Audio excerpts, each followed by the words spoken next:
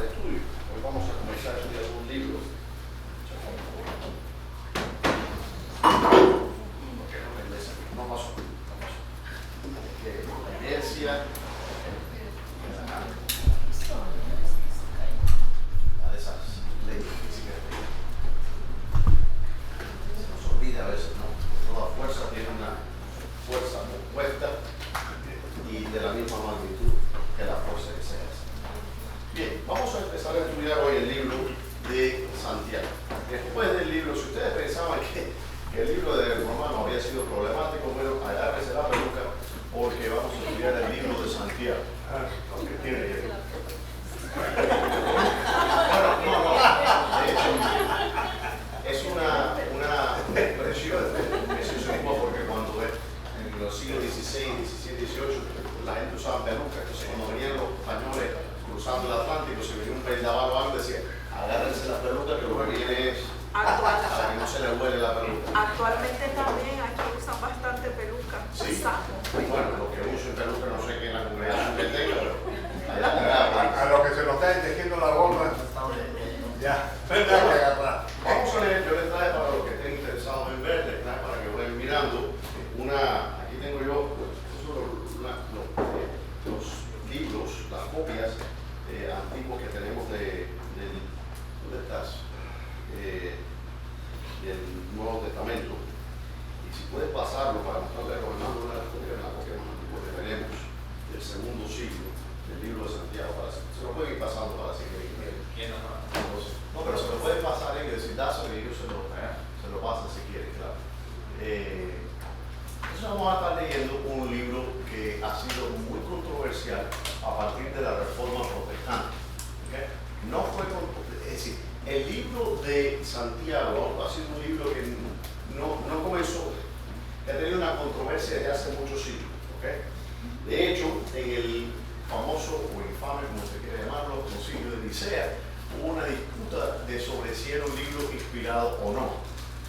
Fue uno de los tres libros cuestionados o disputados si eran libros canónicos o no. En la Reforma Protestante hubo un resurgimiento de la contienda sobre el libro de Santiago, a razón de que siempre fue interpretado como que se oponía a la doctrina paulina, como se enseñaba en todas las cartas paulinas, en el Gálatas fundamentalmente, pero también en el libro de Romanos. Y es la cuestión, ya vamos a llegar aquí cuando empecemos a ahondar en ese libro, es la cuestión de las obras, ¿no? Aparentemente, a prima facie, superficialmente aparenta que el libro de Santiago trae una doctrina diferente a la que vemos expuesta en los otros libros del Nuevo Testamento, sobre todo en las epístolas paulinas.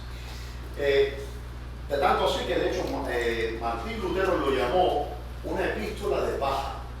Y en su traducción, en el 1522, cuando Martín Lutero traduce la Biblia al alemán, él pone al libro de Santiago, no hermano, pero lo cerró, y ahora como saben los hermanos en qué página está. Es la 94. Pásale el próximo que agarre, es 94, ahí está, para que lo sepan. Entonces, yo lo buscan, hermano, la 94. 94, sí. Entonces, de hecho, él pone el libro de Santiago después del libro de Apocalipsis, un poco más lo pone después del índice, y si pudieran ni lo ponía en la Biblia, porque ellos interpretan, y desde ese entonces, el libro de Santiago es un libro que como que se mastica pero no se trae en muchos círculos cristianos, y eso es peligroso, porque nosotros tenemos que tomar todo el consejo de Dios, toda la palabra de Dios que es inspirada. Entonces ahí vamos a entrar un poco en la discusión de lo que es ese libro. Primeramente, antes de comenzar, voy a hacer unas preguntas que también les enseñé cuando empezamos el libro de Romanos y también cuando estudiamos el libro de Hebreos, ¿no? Y lo primero es, ¿cuáles son las preguntas que tenemos que hacernos antes de empezar a leer cualquier texto, aunque sea en periódico? ¿A quién va dirigida la carta o la epístola? ¿Cierto?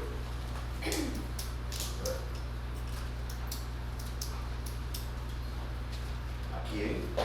¿Qué más? ¿Quién la escribió? La fecha.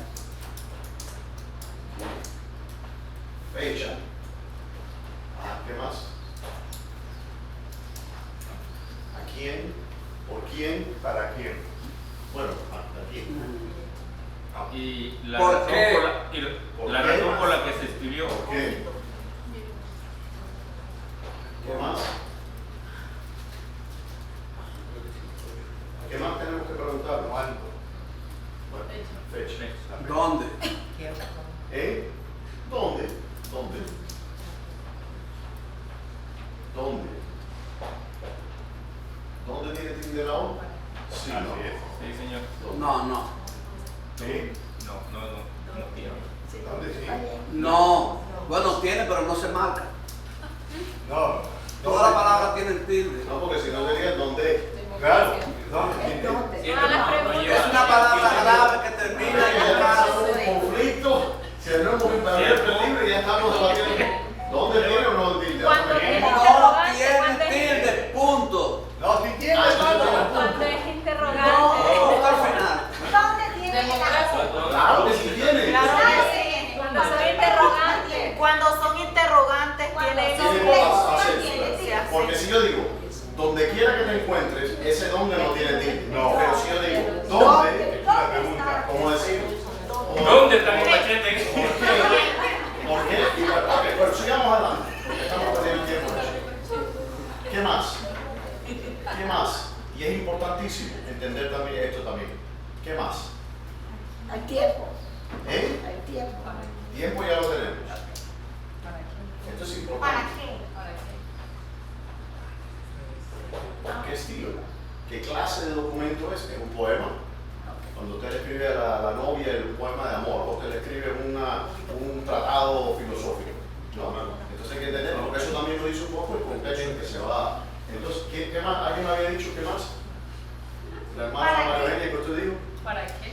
¿Para qué? Creo que eso lo tenemos ya, ¿no? ¿Por qué? Sí. ¿Por qué? ¿Algo más que podemos preguntarnos? Introducción, no desenlace. Bueno, ahí vamos por el estilo. Porque si es, por ejemplo, un libro escatológico, hay que ¿Cómo podemos interpretar. aplicarlo también? Aplicación, eso es algo también. Es decir, ¿cuáles son las consecuencias de ese documento para mi vida? Aplicación. ¿Qué más? ¿Algo más? Autenticidad. Veracidad, veracidad. Asumimos que es. Ok, ¿qué usted me quiere decir con eso? Es falso o verdadero. Si es falso, pero ok. ¿Dónde vamos? Veracidad. Autenticidad. Es un libro verdadero, se le atribuye al apóstol Santiago. De hecho, los escolares o estudiosos modernos piensan que el libro fue escrito posterior a las cartas paulinas, porque ellos piensan, y este es nada más el marco en que se interpreta este libro, piensan que el libro se escribió como para contrarrestar las enseñanzas, sea de Pablo o de los discípulos de Pablo. Eso es importante. Bien, entonces todo esto tenemos que tener en mente. ¿A quién le escribe el Santiago? ¿Quién era Santiago? Vamos a empezar por acá. ¿A quién? ¿Quién era Santiago? No, ¿quién era Santiago? No, ¿a quién? ¿Quién era Santiago? No, yo estoy leyendo ahí lo que está. ¿Pero quién era? Era hermano de Cristo. Hermano de Jesús. ¿Y qué más era? El hermano del Señor Jesucristo. Hermano de Se le llamaba el justo. De sangre. ¿Santiago el mayor o el menor? ¿Cómo es que María? Santiago el mayor. Fue martirizado. ¿Se acuerdan cómo fue martirizado Santiago? Lo mataron los judíos, lo despeñaron desde la plataforma del templo y después le sacaron con un palo su cerebro. Le rompieron el cráneo y le sacaron su cerebro. Entonces vemos que el apóstol Santiago era el que estaba básicamente cuando el Señor asciende, el que queda a cargo de la iglesia en Jerusalén. ¿Quién es? Es Santiago. Santiago. ¿No? Quedan Santiago y Pedro. Bien, vamos entonces a la primera, y vamos a ver. Hermano de Bernabé, ¿no? ¿Verdad, pastor? Hermano Santiago, hermano de Bernabé, ¿o es otro? Santiago era hermano del Señor. Sí. Hijo de Bueno, María. Hijo de María y José. No. No, sí. Sí, claro. No. Sí, señor. ¿Está correcto, hermano? Sí, cuando Pablo habla dice, fue a ver a Santiago en Jerusalén dice el hermano del Señor. ¿No? Entonces viene y dice, Santiago, dice, siervo de Dios y del Señor Jesucristo. ¿A quién le escribe esta carta? A las tribus que estaban dispersas, las 12 tribus. A las 12 tribus que están en la dispersión. Y esto vamos a ver ya primeramente, empezamos porque en la audiencia de Santiago es diferente a la audiencia, por ejemplo, de Pablo en el libro de Romanos que estuvimos leyendo. La razón por la que yo escogí a hacer este estudio de Santiago y después del estudio que tuvimos de Romanos es precisamente porque se ponen como si fueran textos antitéticos, como si las doctrinas fueran opuestas. Sabemos que en la Escritura no hay error y que en la Escritura no hay contradicción. Pero hay ciertos textos que tienen que ser entendidos y hay ciertos textos que ciertamente son complicados, ¿no? Y Lutero, como le digo, Lutero y Calvino no les gustaba el libro de Santiago. Ellos pensaban, y de hecho en uno de sus escritos dice que proveían munición para el campo de los católicos en atacarlos a ellos en su teoría. Dice entonces, hermanos míos, tener por sumo, antes de esto, aquí vemos entonces que no está dirigida a una iglesia específica, sino que es una carta A los judíos. general, a los judíos. ¿Okay? No es a los gentiles, sino a los judíos. A los judíos. Esto está hablando de los judíos específicamente. ¿Okay? Recuerden que Santiago había quedado como a cargo de la iglesia en Jerusalén, después del Señor Jesucristo de la ascensión. Dice, hermanos míos, tened por sumo gozo cuando os halléis en diversas pruebas. ¿Por qué en diversas pruebas? Bueno, precisamente porque la primera persecución que sufrió la iglesia cristiana, que era una iglesia, ¿qué cosa? Judía. Recuerden que estos textos, el texto de Santiago, el texto de Apocalipsis, están usando un lenguaje netamente judío. ¿Por qué? Porque los primeros cristianos eran judíos. No hubo gentiles sino hasta 7 años después de cuando se convirtió la casa de Cornelio, que fueron los primeros gentiles que se convierten. Entonces vemos que dice, tener por sumo gozo cuando os halléis en diversas pruebas. ¿Por qué? Porque la persecución comenzó por los judíos hacia la iglesia que estaba en Jerusalén. ¿Recuerdan lo que pasó con, ¿cómo se llama Esteban? El apedreamiento de Esteban, ¿no? Dice, sabiendo que la prueba de vuestra fe produce paciencia. Nótese algo interesante. Esta carta, que siempre se ha tildado como la carta de las obras, la primera preocupación que tiene el apóstol Santiago es con qué cosa. La fe de los hermanos. Con la fe. Con la preocupación es como dice, sabiendo que la prueba de vuestra fe produce qué cosa. Paciencia. Mas tenga la paciencia qué cosa. Su obra completa. Y aquí ya vamos entendiendo un poco, matizando lo que Santiago nos va a querer expresar. Tenga la paciencia, su obra completa. Y aquí se refiere, es decir, su plenitud, su conclusión, es decir, en el sentido de que no son simplemente conceptos filosóficos los que estamos articulando aquí, sino que son cosas concretas que se expresan en una vida vivida, en el diario vivir, en lo concreto de la prueba que estaban pasando estos hermanos en ese entonces. Mantenga la paciencia, su obra completa. Dice, ¿para qué? Para que seáis perfectos y cabales, sin que os falte cosa alguna. Porque si usted me dice, no, yo creo, pero es una creencia meramente intelectual, entonces eso no es una creencia perfecta. Porque si no es perfeccionada en la obra, si no es puesta por obra, entonces que no es perfecto, no está completa la ecuación. Necesitamos ambas partes, y es donde quiere llegar el apóstol. Dice, mantenga la paciencia, su obra completa, para que sean perfectos y cabales, sin que os falte alguna cosa. Los judíos pensaban que por medio de las obras de la ley podían adquirir salvación. Estaban mal, les faltaba una parte de la ecuación, el sacrificio del Señor Jesucristo y la gracia que no entendían. Pero a veces los cristianos, y ese es el problema grande que nos encontramos en la edad moderna, en la iglesia, donde se ha predicado una gracia barata, una gracia de haz lo que te dé la gana. De todas maneras, Dios como que si Dios estuviera obligado a perdonarnos, porque estamos bajo lo que el dispensacionalismo se llama la era de la gracia, como si las otras eras no hubieran sido eras de gracia. ¿O acaso no fue la era de la gracia desde que el Señor hizo un sacrificio y cubrió a Adán y a Eva de pieles? ¿Acaso no fue eso gracia? ¿Acaso no fue la gracia del Señor la que guió al pueblo judío a través del desierto? ¿No fue la gracia de Dios la que le dio una ley a Moisés para que guiara al pueblo y para que le indicara el camino, como dice el apóstol Pablo, al Señor Jesucristo? ¿Acaso no fue la gracia la que se preservó un remanente cuando Nabucodonosor invadió a Jerusalén y cuando Darío y todo esto destruyeron por completo a la nación judía. La gracia de Dios siempre ha estado presente. La gracia no es el plan B de Dios. La gracia siempre fue, desde el principio de la creación, el plan único del Señor. Entonces hay que tener cuidado en la forma en que pensamos. Dios es el mismo, dice ayer y por los siglos, ayer, hoy y por los siglos. Él no cambia, en Él no hay sombra ni mutación. Dice entonces, mas si alguno de vosotros tiene falta, que dice, de sabiduría, ¿cuántos tienen falta de sabiduría en esta mañana? Yo tengo falta de sabiduría. Me falta mucho. Hay muchas cosas que no entiendo. Hay muchas cosas que le pido al Señor. Ayúdame, Señor, a entender esto. Ayúdame a ahondar en esto. Yo no me las sé todas. Y yo creo que usted tampoco se las sabe todas. ¿No? Y no estamos. Porque dice la Escritura, de hecho, dice, ahora vemos cómo oscuramente, como por un espejo. Mas entonces seremos sabios. Mientras estamos aquí, somos más bien tirando los brutos. ¿No? Peregrinos. Dígale peregrino, si le gusta más ese término que bruto. Se suena más lindo peregrino que bruto. Dice, pero que pida, dice, ahora mire lo que yo quiero que vean, porque, y aquí ya vemos, miren en el libro de, en estos primeros versículos, que dice, si alguno tiene falta de sabiduría, pídala a Dios, el cual da a todos, que dice, abundantemente y sin reproche, y le será dada. Ya aquí vemos cómo Santiago empieza a ahondar en la cuestión de la fe. No es la cuestión de las obras, siempre se pone, como le digo, Santiago, obras. Pablo, fe, gracia. No es el caso. Y se lo voy a demostrar seguidamente, ¿no? Antes de que no tiene muchos, a ver, antes de que lleguemos a segunda de Santiago, yo le muestro. No hay segunda. Sí, es la gracia. No cayó en la gracia. Cayó de verdad. Es que tiene un profundo sentido del humor, ¿no? Ya,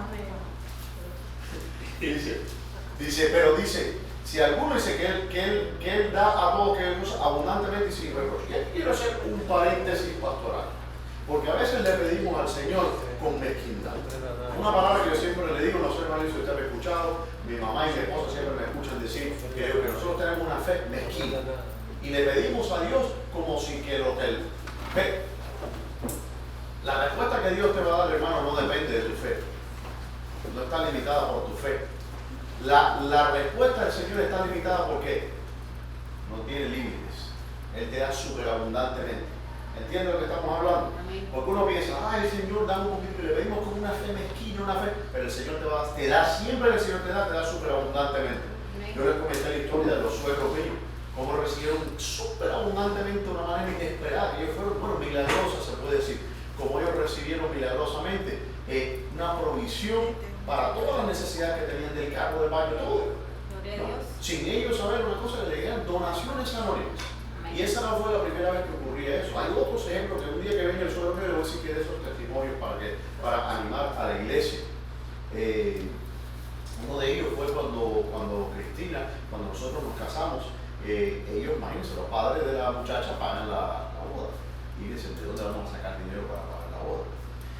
Y la suegra oró y entonces le dijo al Señor, le dice, Señor, yo te pido que tú obres, tú sabes la necesidad que tenemos de pagar todo esto, ¿dónde va a salir el dinero? Pero tú obras, Señor, tú eres el Señor. Y el Señor le puso en el corazón a la suegra decirle a mi suegro que dice, de ahora, dice, todas las donaciones extras que te den, no las donaciones que vienen directamente del sustento misionero, sino que si alguien te da un sustento extra, ¿okay?, que vaya dirigido al fondo pro boda de dinero. Y así lo hicieron. Y pasó lo increíble, milagrosamente. Dice, pregúntale la historia cuando él venga. Empezaron a darle donaciones extraordinarias de 2,000, 3,000, así, miles de dólares. Y empezaron a dar. Y así fue como se acabó la boda de este servidor que usted ve ahí, milagrosamente. Gloria a Dios. Bien, pero dice qué cosa, dice, igualdad a todos abundantemente y sin reproche. Y dice, y le será dada, dice, pero pida con qué? Con fe. No dice pida con obras, no dice obre bastante y a ver si el Señor se agrada a usted. No dice pida con fe, no dudando en nada, porque el que duda es semejante a la onda del mar, que es arrastrada por el viento y echada de una parte a otra. Entonces diríamos, de aquí del principio, del comienzo, ¿qué diría usted que es el tema, la preocupación central del apóstol Santiago? La fe. La fe. La fe. La fe. Lo estamos diciendo, pero lo primero que me viene a hablar a mí es el tema que empezó y ya desde el principio estamos hablando aquí de la fe. Vamos bien, vamos bien. Y le hago este hincapié porque, como le digo, hay una polémica y esa polémica ha existido ya por bastante tiempo, sobre todo después de la Reforma Protestante. Porque muchos, y hay razones, vamos a entrar en ello de por qué razón para los protestantes, ¿okay?, era necesario desvincular la fe de las obras. Y ahí hay un problema grave. Y lamentablemente eso lo vemos incluso en nuestras campañas evangelísticas. Cuando usted le está presentando el evangelio a una persona que le dice, usted no tiene que hacer nada para ser sano. Usted simplemente tiene que recibir. ¿Cuántas veces nos decimos eso? Que no hay que hacer nada. Bueno, ok. Defina nada, porque si eso fuera el caso, entonces los muertos también pueden ser sanos. Porque veo un muerto, oigan, no tiene que hacer nada para ser salvo. A ver, ¿qué están haciendo? Nada. Bueno, eres salvo. ¿Entiendes? Estoy siendo un poco un ejemplo ridículo para que entiendan lo que significa eso. Pero los cristianos del primer siglo entendían perfectamente a cabalidad la carta del apóstol Santiago y también a cabalidad el libro romano y los otros libros. Y no veían una contradicción entre ellos. La contradicción se acentuó después de la Reforma Protestante. Y parte de eso viene por una predisposición psicológica, una reacción al catolicismo. El catolicismo había puesto un sobreénfasis en las obras meritorias. Ellos enseñan, los católicos, que para todos ustedes se sorprendan, la doctrina católica enseña que somos salvos por gracia. ¿Okay? Se dice, los católicos no, sí, eso es dogma de la Iglesia Católica. Pero, ¿okay?, es lo que llaman el tesoro de Cristo. ¿Cómo accede usted a ese tesoro de Cristo? Es la cuestión donde viene la cosa. Entonces usted hace obras meritorias y esas obras usted va accediendo a los méritos de Cristo adquiridos, ¿no? Entonces es una salvación que sí es por gracia, porque Dios no te tiene que dar esto, pero tú tienes que mostrar algún mérito para ganar esa salvación, ¿no? Aunque la entrada, la admisión al parque de diversiones es gratis, ¿no? Ellos enseñan que cuando el niño se bautiza y ese niño entra a todos los beneficios del parque de diversiones, pero no se puede montar en todos ¿cómo se llama? Los juegos. Para eso tiene que ganárselos. Entonces es una cosa que está agregando algo más a lo que nos enseña la Escritura. Pero el problema es que entonces los cristianos se van para el otro lado y dicen, no, aquí no hay que hacer nada absolutamente.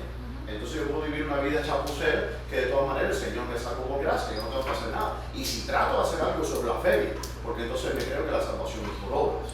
Entonces, ambos extremos están mal. Todos los extremos son malos. La verdad está siempre en alguna parte en el medio. Pastor, creo que cuando se refiere a que ellos no tienen que hacer nada, nos referimos a que el sacrificio ya lo hizo Jesucristo en la cruz del Calvario, entiendo yo. Y que el ser humano no tiene que hacer nada sino confesar, porque nos referimos a sacrificios. Por ejemplo, los católicos van haciendo sacrificios, hincándose para poder alcanzar algo, pero en este caso nosotros decimos, porque lo hemos oído en todos lados, predicaciones que dice, usted no tiene que hacer nada, usted lo único que tiene que hacer es aceptar al Señor Jesucristo. Entiendo yo de esa... Ahora le pregunto, ¿qué significa eso? Si yo le digo, usted tiene que aceptar al Señor Jesucristo, ¿qué significa eso? Aceptar al Señor Jesucristo significa que yo crea que el Señor Jesucristo existió, que hubo un hombre que se llamaba Jesús de Nazaret, que murió, que era el Hijo de Dios, etcétera, que yo crea todo esto. El diablo también cree eso. Entonces, ¿dónde quedamos? La mayoría del mundo que se va a ir al infierno cree en el Señor Jesucristo. Usted le pregunta, no, yo sí creo en Dios, yo soy católico, yo soy cristiano, yo creo. No es que no creen, la cuestión no es solamente creer, la cuestión es si esta fe está viva o no. ¿De qué fe estamos hablando? Los demonios no tienen fe, pero creen. Y también hay una cuestión de un arrepentimiento. El problema es que cuando decimos no tienes que hacer nada, ¿no? Y yo entiendo de dónde viene. Es una cuestión de ahí podríamos entrar lo que es un debate de las palabras que se usan. Pero las palabras son importantes. Porque cuando yo veo, por ejemplo, la vida de la iglesia moderna, nunca la iglesia había vivido de una manera tan, y disculpad la expresión, pero impía como en los tiempos presentes. Estoy hablando de la iglesia verdadera. Nunca la iglesia se había tomado tan poco en serio las cosas del Señor como en los tiempos modernos. donde las cosas que el Señor explica absolutamente y enseña absolutamente, las tomamos como si fueran más bien sugerencias. Los cristianos del primer siglo se tomaban las cosas del Señor bastante en serio y se guardaban de guardar todos los mandamientos del Señor. En esto dice mostrar que le amas al Señor. Dice en que guardas sus mandamientos. En esto sabéis, dice que hay que guardar mis mandamientos. Y mis mandamientos no son gravosos. Pero vemos que los cristianos de hecho, aunque no lo confiesen de esa manera, sí lo muestran en su praxis, en la práctica de la vida que viven. ¿No? Le digo un ejemplo, por ejemplo, una estadística. El porcentaje de divorcio dentro de la iglesia es exactamente igual al del mundo. Los cristianos se divorcian, se casan, se vuelven a divorciar y se vuelven a recasar. A pesar de que el Señor habló y enseñó ciertas cosas sobre la cuestión del matrimonio que son bastante contundentes y no dejan mucho lugar a interpretaciones alternativas. ¿Entiendes? Entonces, ¿qué hacemos entonces con los cristianos? Entonces, vemos que hay muchas cosas que el Señor nos enseña, pero lo tomamos bastante a la ligera en ese sentido. Sí, hermano. Ellos se basan mucho, yo he escuchado a muchas personas, el caso que usted ha dicho, que se divorcian, ¿no? Y se vuelven a casar. Yo digo, pero el Señor no acepta eso. El Señor solamente acepta por adulterio el divorcio. Como lo dijo. Pero no, pero la Biblia dice, las cosas viejas pasaron, y aquí todas comienzan nuevas. O sea, como que este es un borrón y cuenta nueva, como que está empezando de nuevo, pues su matrimonio anterior nunca sucedió. Bueno, yo le digo, la forma en que yo lidio con eso como pastor, y es algo que yo he luchado, mire, una de las razones por las que yo no quería ser pastor, era porque yo no quería tomar las decisiones difíciles, ¿entiendes? Y eso es uno de esos casos. Porque si viene una persona y le dice, cásate, y yo me encuentro con un caso de eso, yo tengo que tomar esa decisión, ¿entiendes? Y ha ocurrido casos que he dicho no. Ahora, la manera en que yo he conciliado eso, que me parece que es escritural, y precisamente te resalto un detalle que yo he tomado en consideración. Si una persona se divorció antes de ser creyente y se casó 15 veces o lo que fuera, y ahora se convierte al Señor, y esa persona se casa delante del Señor, de acuerdo a como yo entiendo la Escritura, yo creo que eso aplica. Es decir, es una nueva criatura. Es decir, todas las cosas viejas murieron. Ahora, donde yo pongo la línea es que si usted se divorció siendo cristiano, a no ser que no sea por adulterio, usted no se puede volver a casar. Yo hallo esa así como yo lo he ¿cómo sería? Interpretado. Entonces, si una persona, a no ser por caso obviamente del adulterio, si la persona se separa, porque también el apóstol Pablo dice, a paz nos llamó el Señor, si esa no consigue, pero no se puede casar. Entonces, eso no son mis reglas. Yo no escribí la escritura. Alguien por levanta la opción. ¿En caso de adulterio o muerte? Dice la palabra. Y no, si está muerto, obviamente, más bien que así. Pero el adulterio, ¿sabe por qué razón el Señor lo permite? Porque cuando usted adultera contra su esposa o la esposa con el esposo, al que cometía el adulterio, ¿qué le pasaba? Estaba muerto. Entonces, por esa razón, por cuestión de adulterio, era lo mismo que estar muerto. Obviamente ya no apedreamos a los adultos, pero si una persona adultera, la Biblia no se trata de reconciliarse, pero si no hay reconciliación posible, entonces usted queda libre. Apedréenlo. Hermana, digo yo, dice la hermana, apedréenlo o apedréenla, porque las mujeres también hacen adulterio. Pastor, volviendo al tema de la fe y las obras. Por ejemplo, en Santiago 2.26 dice... No me preguntes 2.26 porque no hemos llegado ya. No, espera que lleguemos. Estamos en No, era una mención. ¿Eh? Una mención, no es una pregunta sobre Ok, menciona, pero después seguimos allá. Porque en Santiago 2.26 dice, porque como el cuerpo sin espíritu está muerto, así también la fe sin obras está muerta. Porque ¿qué tipo de fe tienes tú si no obras por ser mejor en Dios? Y los cristianos entendían esto, es que el tener fe era un obrar, no era una declaración. Cuando se hablaba de la palabra profesar la fe cristiana, se llama, profesar significa tener un estilo de vida diferente. No es decir, no es recitar como una cotorra un credo. No creo en Dios Padre Todopoderoso, creo en Dios. Puede ser una cotorra decir eso. Eso no hace la cotorra cristiana. ¿Sí? También dice la palabra que la fe sin obra. Pero allá vamos, estamos en ese libro estamos que vamos, si la fe sin obra es muerta. Y ahí vamos a llegar, y es precisamente el punto. Pero entonces, y hay un poco en los comentarios que estamos haciendo, se ve un poco como esa tensión, ¿ok? Dice, ok, sí, no tienes que hacer nada, pero pero como que tienes que hacer algo. ¿Ves? Pero Pero vamos, entonces ese aceptar implica muchas cosas. ¿qué No significa solamente. aceptar? Bueno, Sí, tiene que hacer algo. aceptar es creer.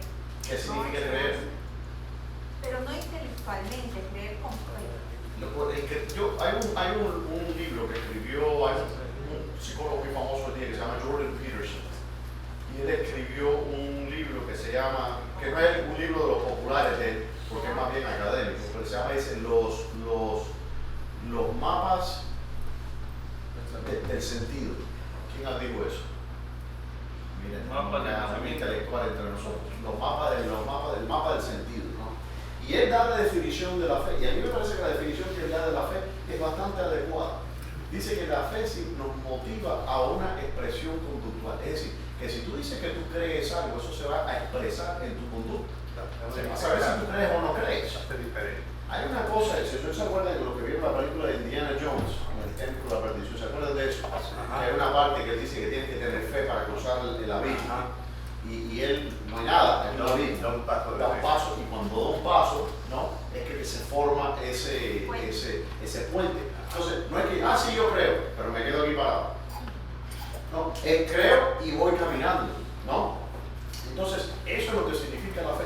Vemos que, por ejemplo, en el caso de los creyentes, estaba unida la fe a una profesión. Vemos que los cristianos decían, creo, y se arrepentían. Dice el apóstol Pablo, de hecho, Pedro, cuando habla en su discurso en el libro de los Hechos, dice, arrepiéntanse y bautícense en cada uno de vosotros y recibiréis el don del Espíritu Santo. Entonces todos ellos dicen que se unieron a la iglesia 3.000 personas, se bautizaron y después que hacían, vendían sus bienes y se lo ponían a los pies de los apóstoles. Había como una inmediatez en las cosas que seguían. Lo que vemos en la iglesia cristiana moderna es que las personas profesan y levantan la mano y le caen las lágrimas y se sienten conmovidos por una manipulación psicológica que hace el grupo de alabanza de la iglesia, donde bajan las luces y empieza el hombre con la guitarrita y todo eso. ¿Para qué? Para ponernos en un estado mental que de espiritual no tiene nada. Cualquiera puede inducir a un trance psicológico. Se caen. Y si se caen y todo eso, y caen y el Pero Señor me tocó. Y siempre hay alguien atrás para agarrarlo. Siempre hay alguien atrás. Siempre se está esperando. Y entonces, eso, vemos que toda esta persona, pero a mí eso no me impresiona, eso no son profesión de fe. La profesión de fe tiene que ser vista en una vida vivida, en una vida santa. Eso es lo que significa profesión. Y a ese es el punto que está entrando ahí, no solamente Santiago, como voy a enseñar. Un paréntesis en cuanto al adulterio. Yo Cuidado. lo que yo he visto en la Biblia, generalmente he visto que eso era la apedreada. No he visto casos de apedreado. Sí se apedreaban varones también. Porque hay una cuestión aquí, y era una cuestión desde el punto de vista legal, era algo serio. No había pruebas de ADN. Entonces, era algo bien serio de que si alguien cometía adulterio, había que apedrear a esa persona. Porque ¿qué pasa? Bajo la ley de Moisés, judíos eran los que eran nacidos de una madre judía. Porque no sabemos, la paternidad no podía ser probada en ese entonces. Maternidad obviamente sí, ¿no? Entonces, lo que pasaba era que usted no estaba cometiendo adulterio, usted estaba violando la propiedad de otro hombre. Entonces, ambos cometían adulterio. Precisamente por eso el Señor Jesucristo les hace la pregunta que les hace. Por varias razones. Estos hombres que le traen a la señora, a la mujer adúltera, le dice, esta mujer fue sorprendida en adulterio. ¿Y dónde está? Estaba adulterando sola. ¿Cómo sabían ellos que estaba cometiendo adulterio? Probablemente porque todos ellos adulteraron con ella. ¿Me entiendes? Era simplemente una trampa al Señor. Por eso el Señor le dice, el que sea libre de pecado, dice que nace la primera piedra. Ninguno de ellos. Pastor, una pregunta. Todos adulteraron con fe. Sí. En el tiempo de la ley, digamos, antes del Nuevo Testamento, especialmente cuando Israel se formó y estaba vigente la ley, y era hallado un caso de adulterio, se mataba a los dos, o solo a uno. A los dos. A los dos. Lo que acabamos de decir ahora, hermano Luis, era a los dos. En el No, caso del Señor, ya cuando el Señor viene, ellos, los judíos, violaban la ley constantemente. Ellos inventaron sus propios, el Señor los criticó por esto. Si ustedes no cumplen la ley de Moisés, pero inventan todos estos ritos que el Señor nunca les ordenó hacer. ¿No? Bien. Pero lo que mostraba yo con eso es que la iglesia cristiana, que profesa ser, dice, en esa área sobre todo específicamente, no hay diferencia entre los creyentes y el mundo. Entonces no hay un sentido de que yo voy a obedecer al Señor. Si usted le dice, por ejemplo, no te puedo volver a casar, me voy de la iglesia a otro pastor que me case. Es la respuesta. Yo no soy el que juzgo el Señor. No, dice, pero con ¿Qué fe. pasa con esa persona? No sé, pero eso el Señor Delante de Dios. no me lo ha revelado a mí, ni me interesa, porque le voy a responder lo que le dijo el Señor Jesucristo a Felipe. ¿Y a ti qué? Tú sigue. ¿O acaso dice, no te entremetas, dicen los pecados ajenos? A mí no me interesa eso. Yo bastante tengo con mis pecados propios para preocuparme por los pecados de los hermanos. No. Yo simplemente digo, el rol mío es enseñar. Yo enseño. ¿No? Ahora, si usted quiere seguir o no, eso es asunto suyo. Porque a usted no me va a dar cuenta a mí, le va a dar cuenta al de arriba, al jefe mío. Dice, pero pide confianza, no dudando en nada, porque el que duda es semejante a la onda del mar, que es arrastrada por el viento y echada de una parte a la otra. No piense, pues, quien tal haga que recibirá cosa alguna del Señor. El hombre de doble ánimo es inconstante en todos sus caminos. El hermano que es de humilde condición, dice, gloríese en su exaltación. Pero el que es rico en su humillación, eso lo estuvimos viendo un poco en el mensaje que yo les del domingo pasado, donde hablamos que dice que las partes más humildes eran vestidas con mayor honra, ¿no? Y viceversa, las partes de más honra no eran vestidas con honra. Dice, pero el que es rico en su humillación, porque él pasará como la flor de la hierba, porque cuando sale el sol con calor abrasador, la hierba se seca, su flor se cae y perece su hermosa apariencia. Así también se marchitará el rico en todas sus empresas. ¿Cuál es el punto? ¿Está diciendo él que ser rico es malo? No, lo que está diciendo es que si aumenta la riqueza no ponga tu corazón en ella, ¿okay? Porque usted está, como dijo la hermana Yesenia, somos aquí peregrinos, ¿no? Y si usted piensa que se va a llevar una peseta de lo que usted está acumulando, no se va a llevar. Entonces la cuestión es la prioridad. Si toda esta gloria que nosotros aspiramos en el mundo perece, ¿dónde están? Hay un poema maravilloso que creo que fue, ¿quién lo escribió? Shelley. No me acuerdo quién fue el escritor. Voy a buscar la traducción y se la voy a poner ahí en el escrito en inglés, donde habla del gran Ozymandias. Y entonces el autor de este poema, que era británico, era Keats, no me acuerdo bien, él va, discúlpeme hermano, porque ahora me agarra el obsesivo compulsivo y tengo que saber quién fue el que escribió y se lo digo. Shelley, sí, fue Shelley, muy bien. A veces se me olvida lo que se me olvida. Y entonces él dice que cuando él va a visitar a Egipto se encuentra un coloso, que de hecho esa ha sido la estatua más grande que fue esculpida por los egipcios, y está a medio enterrar por la arena. Y entonces él escribe un poema que el poema se llama Ozymandias. Ozymandias. Y Ozymandias es el nombre griego de Ramsés II. Y él escribe y dice, Juan Gloria dice, aquí yace el gran, él lee la inscripción, ¿no? El gran Ozymandias, no sé qué cuánto, dice, ¿qué quedó? Nada, está cubierto ahora de arena, pasaron los siglos sobre ti. ¿Dónde quedó el imperio del gran Ramsés II? ¿Dónde quedó el imperio de César Augusto? ¿Dónde quedó Alejandro Magno? ¿Dónde quedaron todas las Napoleón? Todas las cosas. Napoleón mismo dice, mi imperio pasará. Dice, como pasó el imperio de Alejandro y de César. Dice, porque nosotros gobernamos, dice, con hierro. Pero el imperio de Cristo, dice, nunca pasará, porque Él reina sobre los corazones de los hombres. Amén. ¿Esto dijo Napoleón? Sí, eso dijo Napoleón. Entonces, ahí vemos que dónde está la riqueza. Y lamentablemente todos los que hemos venido a este país, la mayoría de nosotros hemos venido, ¿por qué? Por razones económicas. Y queremos prosperar y nos empeñamos. Hermano, está bien, no es que esto esté mal, no es que esté mal hacer esto, pero ¿dónde están las prioridades? ¿Dónde está tu corazón? ¿Tú quieres que Dios te enriquezca para ser tú de bendición a otros? ¿O tú quieres que Dios te enriquezca porque te quieres comprar un yate? Esa es la cosa. Entonces, ¿dónde está tu corazón? Si Dios ve que tú de verdad quieres ser una fuente de agua que salte para la vida eterna, ¿no? Si Dios ve que tú tienes el corazón de ayudar a los misioneros, de crear lo que sea, el Señor te va a bendecir. Si Dios ve que tu corazón tú quieres enriquecerte porque te quieres enriquecer, ahí es donde viene la cosa, ahí es donde dice tu dinero perezca contigo, ¿no? Entonces por eso dice, así también se marchitará el rico en todas sus empresas. ¿Qué significa?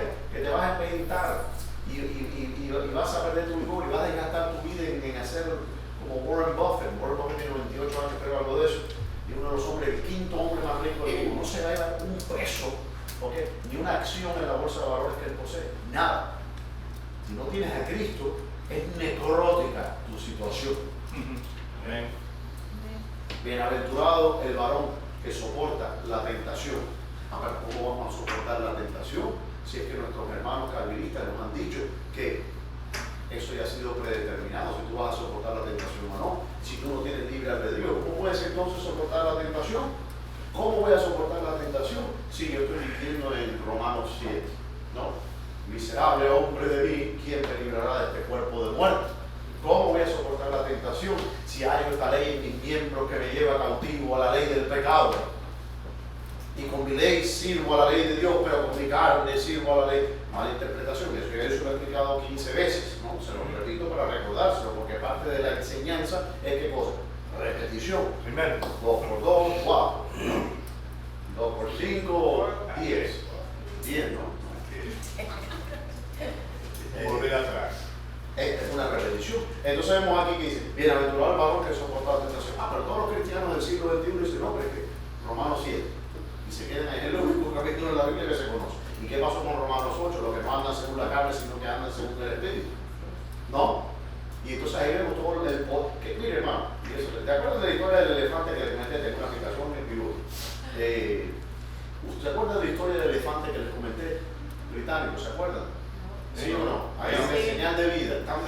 Sí. ¿Cuánto lo dijo? que estaba amarrado. ¿Cuánto es lo que importa, hermano? ¿Se acuerdan uno de la Estaba historia? amarrado con una... El elefante estaba amarrado. Cuando la India era británica, ¿no? Cuando Britania todavía gobernaba sobre los mares del mundo, llega un oficial del ejército británico a la India. Y en la India se encuentra va a la casa de un maharaja, ¿no? Un marajá. Y entonces cuando llega al patio ve que se encuentra con un elefante hindú con los cuernos y la cosa y amarrado a una hierbita ahí. Y le dice el hindú, ¡ay, man! Y dice, no tienes miedo que ese elefante se suelte la pata y se te destroce a ti, a tu casa y como el cuento ese que dice, y te mato a la abuelita y al pececito y si no, lo vuelvo a sacar a la abuelita y la vuelvo, ¿no? Que el elefante haga una de esas, ¿no? Contra el hindú. Y el hindú dice, no tengo ningún miedo. ¿Por qué? Dice, fíjese, cuando ese elefante era pequeñito, nosotros lo teníamos atado con cadenas y él no se podía zafar a un gran árbol. Dice, ahora es grande. Dice, y él no sabe que se puede zafar. No sabe que se puede zafar. Entonces, la esclavitud del pecado con el hombre no es tan grande el pecado en sí, sino el pensar que usted no puede librarse de ese pecado, cuando el Señor le ha dado todos los instrumentos para librarse. Cuando Moisés le dijo al Señor en aquel conflicto grande, tenía un pueblo de 2 millones de personas detrás de él, y los egipcios corriendo, y él dice, clamó al Señor. Cuando usted ve la palabra clamar en la Biblia, yo creo, oh Dios, le estaba gritando, Señor, Jehová, ¿no? ¿Qué hago? Ayuda. ¿Y qué dijo el Señor? Ahí tienes tu mano. ¿Qué tienes en tu mano? ¿Por qué clamas? Ya tú tienes la respuesta. Extiende tu mano. El Señor no le dio una providencia específica para eso. Ya la tenía la providencia. El Señor no te va a mandar sin la providencia. El problema es que él no sabía que él tenía ya la providencia del Señor. Y eso nos pasa a veces a los cristianos. ¿No? Pero es bienaventurado el varón que soporta la tentación. Esta es la parte que no le gustaba a Lutero ni a Calvino. ¿Ves? Porque lo que ellos enseñan es que uno no puede resistir la tentación. ¿Por qué? Porque nosotros tenemos una naturaleza caída y pecaminosa. Ya yo les enseñé sobre toda la naturaleza caída y pecaminosa cuando estuvimos hablando de Romanos 5:12. ¿Se acuerdan? ¿Se acuerdan? Sí. Me amas, Pedro. Oye, qué cosa más grande. Sí. Dice, porque cuando haya resistido la prueba, recibirá la corona de vida que Dios ha prometido a los que le aman. El que ama al Señor dice guarda sus mandamientos. Eso lo dice en el libro de la carta de Juan. Eso no lo dice en Deuteronomio ni en Hechos. Eso lo dice bien ahí atrincheradito en el Nuevo Testamento. Cuando alguno esté tentado, no diga que es tentado de parte de Dios. Ahí en otra vez volvemos a nuestro hermano. Yo sé que a veces piensa que la tengo por los caminos, pero es que eso es importante porque esta doctrina está socavando las bases de nuestra fe cristiana. Dice, en él, bajo el calvinismo, todas las cosas que ocurren, voy a citar a R.C. Sproul, que ya partió con el Señor, pero él decía que no había ninguna molécula independiente, que todas las cosas ocurrían minuciosamente dirigidas por el Señor, que incluso todos los eventos que te habían ocurrido, todos los pensamientos que te habían ocurrido a ti, todas las cosas que ocurrían habían sido predeterminadas con especificidad por el Señor. Quiere decir que cuando alguno es tentado, no diga que es tentado de parte de Dios, pero es que sí estoy tentado por parte de Dios, de acuerdo a la doctrina de Calvino y de Lutero, porque si Dios ya ha predestinado de antes de la fundación del mundo todas las cosas minuciosamente que iban a ocurrir, entonces esa tentación viene de parte de Dios. ¿Entienden la cosa? Así es. Pero dice que nadie, cuando alguno dice no diga que es tentado de parte de Dios, porque Dios no puede ser tentado por el mal, ni Él tienta a nadie. Si hay que, dice, sino que cada uno es tentado, cuando es que dice de su propia ¿qué? Concupiscencia es atraído y seducido. La palabra concupiscencia tiene varios matices. Depende de qué teólogo usted esté leyendo. La concupiscencia puede ser entendida como algo malo o algo positivo. Lutero, los protestantes siempre entendieron la concupiscencia como la parte de esos apetitos desordenados del alma, ¿no? Otros entendían la concupiscencia como básicamente los deseos. Yo soy más de la tendencia de interpretar la concupiscencia como los deseos naturales del hombre que existen, que pueden ser, les muestro esto como vamos a la pizarra normalmente, que pueden ser dirigidos a bien o a mal. Es decir, la concupiscencia o los deseos naturales pueden ser dirigidos al bien o al mal. Es decir, el hambre, sueño literal, de dormirse, ¿no? El sexo, ¿qué otra concupiscencia existe? La avaricia. Hambre, sueño. No, la avaricia ya es un deseo desordenado, ¿no? La ¿Envidia? bueno, no. Cansancio, sed. Cansancio. Bueno, cansancio es como sueño, ¿no? Sed. Sed, deseo, todo eso, esas cosas no son malas ni buenas, son neutrales.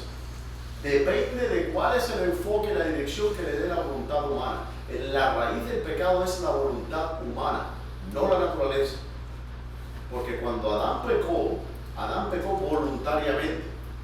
Y le digo aún más, cuando usted peca también voluntariamente, no accidentalmente. Ni tentada por nadie. Pregunta. Ahí. Cuando dice la tentación o una persona es tentada, una persona es tentada porque yo quiero pecar o porque el diablo te hace pecar. No, nadie hace pecar a nadie, porque hay que entender algo. Varias cosas. Si existiera una naturaleza que nos lleva al pecado, si el hombre tuviera una naturaleza pecaminosa, para usar el lenguaje de los reformados, el diablo entonces es superfluo. ¿Por qué? Porque yo no necesito ser tentado. ¿Qué necesidad hay de tentar a una persona que va a hacer lo malo por naturaleza? Yo no tengo que enseñarle a mi perro a ladrar. Él ya sabe, por naturaleza. Si nosotros pecamos por naturaleza, la tentación es superflua. Es decir, ¿cuál es el punto de tentar a una persona que por naturaleza va a hacer lo malo? ¿Entiendes? La tentación solamente tiene sentido en el contexto de un libre albedrío, de la voluntad de escoger sí o no, en la vida o el camino angosto o el camino estrecho, la vida o la muerte. En ese contexto, entonces sí podemos hablar de tentación. Si no, ¿cuál es el punto que el diablo tiende? ¿Entiendes? No necesitaríamos al diablo. No No necesitaríamos al No hace diablo. falta. ¿Cuál es el punto del diablo, el tentador de la persona? ¿Para qué? Si uno peca naturalmente, no hay que tentarlo, lo va a hacer naturalmente. El perro no ladra porque se le enseñó a alguien a ladrar. Él ladra por naturaleza. Si nosotros pecáramos por naturaleza, ¿para qué necesito que me tienten? ¿Entiende la cosa? Quiere decir que la tentación existe porque siempre existe, hermano, siempre que usted peque, la posibilidad de no pecar está presente. O sea, yo elijo pecar. Por supuesto. Si no, usted entonces no puede ser culpable. Dice que el Señor dará juntamente con la tentación la salida. manera Claro, para que podáis resistir. Siempre hay la opción de no La hacer. pregunta es esta: si usted no puede no pecar, entonces usted no puede ser culpado. Yo soy un psicólogo forense. Aquí tenemos una Organizacional. organización. Ok, bueno. Un poquito diferente, ¿no? Una colega mía es también psicóloga. Que bueno, no me siento tan solo, ¿no? Me siento atacado. Pero lo que hacemos nosotros los psicólogos forenses, el énfasis que hace, es precisamente mirar cuestiones. ¿Dónde están los puntos de convergencia entre la ley y la psicología? Por ejemplo, si alguien cometió un crimen y tiene que llamar al psicólogo para ver cuál es el estado mental de esa persona, número uno, para ver si la persona es inocente por causa de ensaña, ¿no? Aunque la ensaña, no sé cómo se dice en español, se dice así. locura, esquizofrenia. Locura. No, porque usted puede ser esquizofrénico y no ser inocente por causa de ensaña. La ensaña no es un término clínico, no es un diagnóstico que está en el DSM, ¿no? Usted tiene una ensaña mayor con rasgo psicótico, no es un psicótico. Entonces, es un término legal. Ahora, usted puede ser esquizofrénico y estar consciente de sus acciones. Y eso no le hace, no le somete delante de la ley. Entonces, por eso hay que entrar ahí y evaluar. Y lo otro que se hace es que si se evalúa, si la persona está en su capacidad de entender el proceso legal, ¿ve? Si la persona entiende cuál es el proceso, yo he estado presente en esa evaluación de que usted le está con una persona que es psicóloga, de esquizofrenia, sin embargo entiende el proceso, cómo funciona, qué son lo que es el juez, cuál es la función del juez, qué es el jurado, cuál es la función del jurado, por qué tú estás en esta situación, y lo pueden entender. Si ellos pueden entenderlo, aunque tengan esquizofrenia, ¿no? Pueden ser juzgados. Y si no entiende, Si no tienen la capacidad, no, entonces ahí es donde se hace un argumento. Pero si una persona, por ejemplo, cae en un estado psicótico y mata a una persona porque lo que está viendo es el diablo o algo de eso, entonces eso es una defensa que se hace. Entonces esa persona es inocente por causa de ensaño. No significa que lo mandan a su casa, lo institucionaliza, pero no va No va a la cárcel. No una cárcel. Bueno, uno de los casos más prominentes fue el hombre que le dio un tiro a Ronald Reagan en el año 84, no sé si se acuerdan, que hubo un atentado, le dieron un tiro, un balazo en el pulmón. Ese hombre es esquizofrénico. Y en el año 2000, si no me equivoco, 2019, ya se cumplió el tiempo entonces lo iban a reevaluar a ver si esa persona podía ser liberada. Bueno, el punto que le digo de todo eso, si una persona actúa en esas condiciones, entonces le está actuando cuando el libre albedrío está limitado, sea por una enfermedad, por la influencia de una droga, esos son otros 20 pesos. ¿Okay? Pero una persona que esté en su casa siempre tiene la opción de decir no. Pero la realidad es que todo comienza con un pensamiento. La tentación comienza con un pensamiento. Puede ser que algo que se nos presenta, no es que nosotros iniciamos el pensamiento, ¿ok? Pero puede ser que algo que ocurra, vamos a decir que usted quiere estar en su dieta y de repente a alguien le pasa con un helado por delante. Y usted empieza a pensar, contra, que es rico un heladito, empieza a imaginarse el sabor del heladito y el olor y qué cremoso. Y usted se ve masticando y se acuerda que su abuelita le iba a comer helado ahí en el heladería. Y entonces usted está echándole agua a ese pensamiento, está regando, echándole abuelito. Y entonces después eso crece y se convierte en qué cosa? Bueno, en un pecado. Y cuando usted ejecuta ese pecado, entonces ahí viene la raíz de la muerte. Y eso es lo que está describiendo aquí.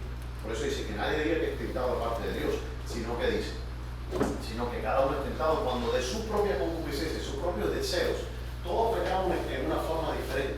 Hambre, deseos, envidias. Otra cosa es lo que se llama la parte del alma, que es la parte irascible.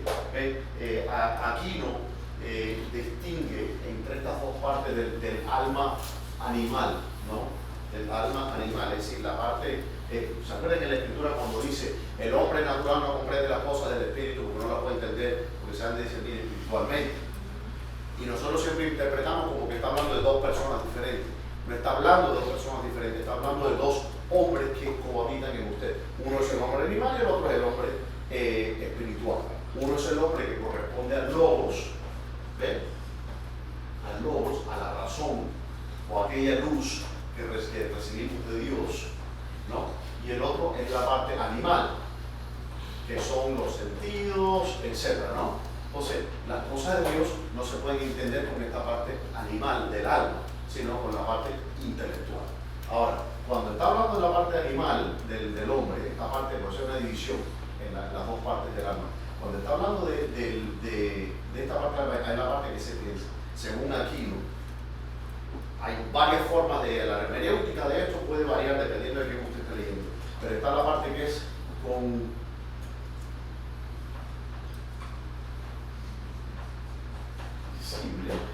y la otra parte es la parte concupiscible y la otra parte es la irascible. La concupiscible, la parte concupiscible es la que busca incrementar la existencia, ¿no? Nosotros comemos ¿para qué? Para estar saludables, para vivir, ¿no? Prolongar la vida, por decir así. Entonces esta parte del alma, que son apetitos, ¿no? Los apetitos, aparte de concupiscible, busca, ¿qué cosa? Incrementar, ¿no? O prolongar, mejor dicho. Prolongar la vida. La vida orgánica. Vamos a ponerlo en braquetas. Orgánica. Y la parte irascible lo que busca es preservar la vida. Y esa es la respuesta de correr o qué sé yo. Entonces, por ejemplo, si usted ve un león y usted sale corriendo, esa es la parte irascible. La ira es también una respuesta que preserva la vida, ¿no? Cuando usted va y se pelea con alguien que entró en su casa a robar. Entonces, esas son dos respuestas, dos categorías de respuestas de conductas que exhibe el alma humana. Y según Aquino, estas son las divisiones. Una es la parte concupiscible y la otra es la parte irascible. ¿Ok? Eso es todo lo que voy a decir sobre eso. No sé qué es una pregunta. Entonces dice que cada uno es tentado, dice, cuando de su propia concupiscencia, no se puede decir el pecado, el sabor del pecado que le gusta a usted. Entonces dice, cada uno es tentado cuando de su propia concupiscencia es atraído y seducido. Es atraído y es seducido. ¿Qué significa la palabra seducir? Seducere, traer hacia usted, o es atraído hacia aquella cosa que usted está deseando. Entonces, la concupiscencia, después que ha concebido, da a luz ¿qué cosa? El pecado. Y el pecado, siendo consumado, da a luz ¿qué cosa? La muerte. Romanos 5:12. Porque dice, por un hombre entró ¿qué cosa? El pecado en el mundo. Y por el pecado ¿qué cosa? La muerte. Por tanto, la muerte pasó a todos los hombres. Hasta ahora no hemos visto ningún punto de divergencia entre el hermano Santiago y el hermano Pablo. Todo lo que estamos leyendo lo podría haber escrito Pablo. 16.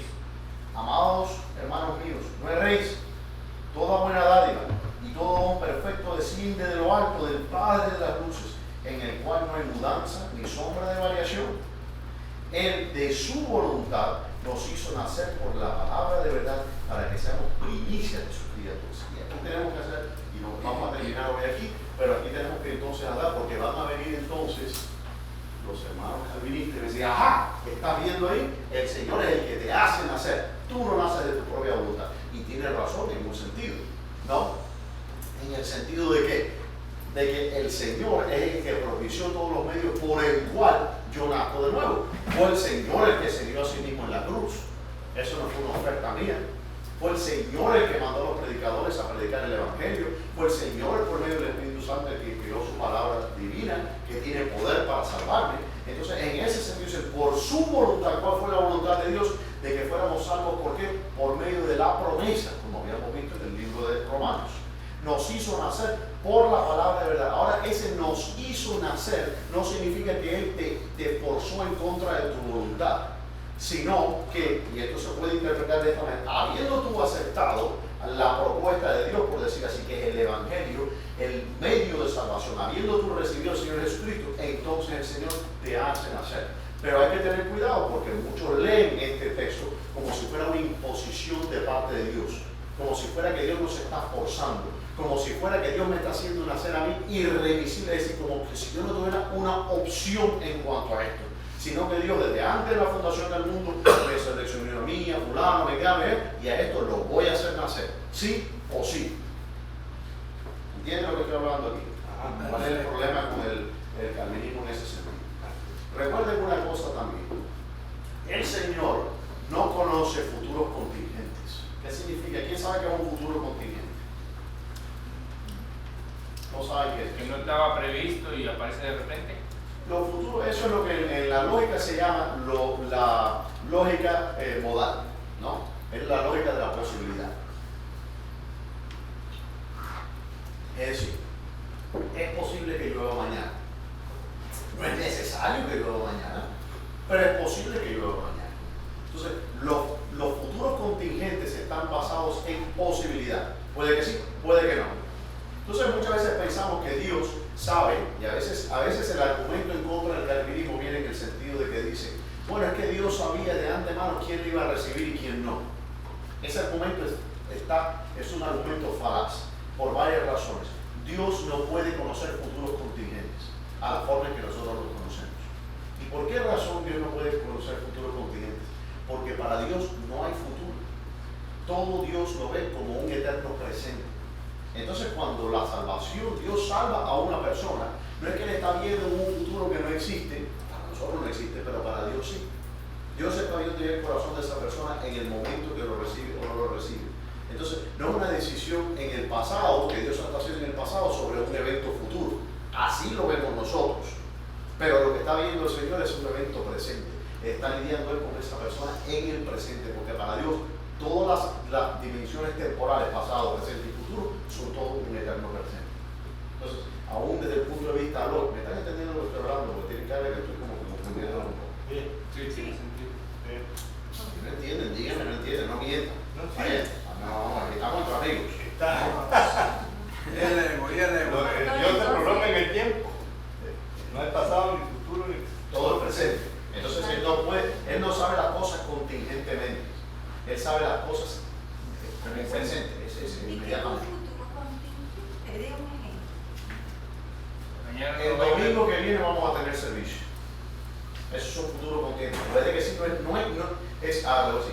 Necesariamente, por ejemplo. La semana que viene, 2 más 2 va a ser 4.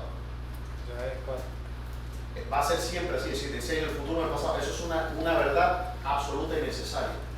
Pero no es necesario que tengamos servicio el domingo que viene. Y si viene un huracán, o se derrumba la iglesia, o si el Señor viene antes que eso. Entonces, cuando es contingente, es algo que no es necesario, sino que es algo que es posible. ¿Ve? Entonces, si la persona recibe o no al Señor desde nuestro punto de vista, es posible. En el sentido de que puede aceptar o puede no aceptar. Pero desde la perspectiva divina, es una cuestión que ya está ocurriendo en el presente para el Señor. No es algo que Él esté esperando en el futuro, tal cosa no existe.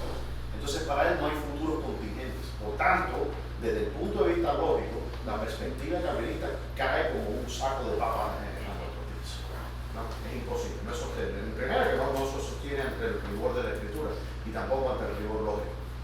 ¿Y quién iba a decir algo? ¿Alguien iba a decir algo? Sí, Doctora, perdón. yo tengo una pregunta. Entonces, el 18 donde dice, Él en su voluntad nos hizo nacer por su palabra de verdad para que seamos primicias de sus criaturas. O sea, nosotros somos, cuando no conocíamos al Señor, éramos criaturas, ahora somos hijos de Dios.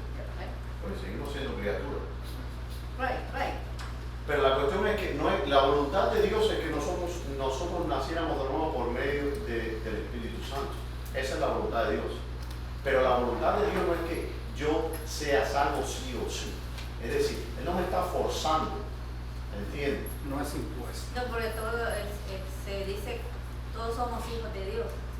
Cuando uno expone el Evangelio, dice, no, es que todos somos hijos de Dios. Somos criaturas de Dios, pero hijo de Dios es aquel que viene y da el paso que tiene que dar al aceptar al Señor en su corazón y ser una nueva criatura. Entonces ya viene a ser hijo de Dios porque la palabra de Dios me lo dice. Pero sí he tenido esos así que la gente nos dice, no, que todos somos hijos de Dios, criaturas de Dios. Que lea primera Juan, diga.